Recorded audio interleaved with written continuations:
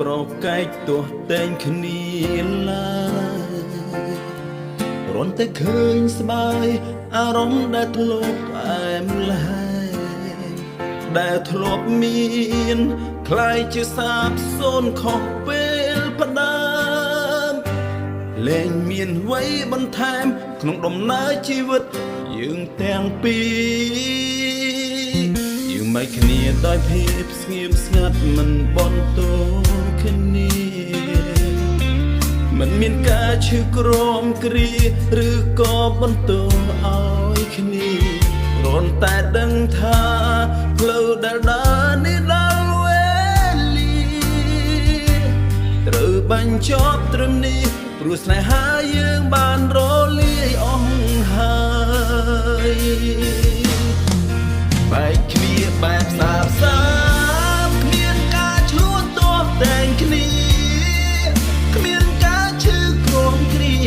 យើងបែកដោយភាពស្ងៀមស្ងាត់ព្រោះអូនលែងចង់បន្តស្នេហ៍យើងយូរក៏ស្ងាត់ពេលនេះអូនទៅមកអូនសល់ទុកតែអនុស្សា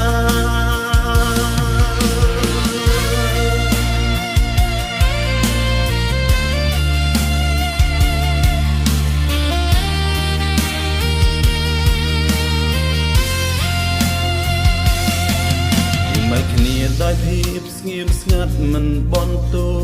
គ្នាមិនមានការឈឺក្រមគ្រាឬក៏បន្តឲ្យគ្នារនតែដឹងថាផ្លូវដែលដើរនេះដល់វេលាត្រូវបាញ់ចប់ត្រឹមនេះព្រោះស្នេហាយើងបានរលាយអស់ហើយបែកគ្នាបែបសាបសាបគ្មានការឈ្លោះទាស់តែងគ្នា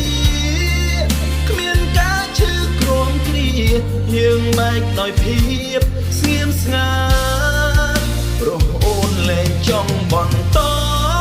ស្នេហ៍យើងយូរក៏ស្ងាត់ពេលនេះអូនទៅមកអូនសល់ទុកតែអនុស្សា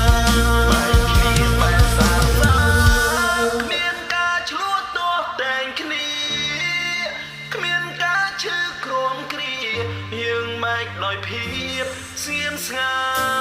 ត់ព្រោះអូនលែងចង់បន្ត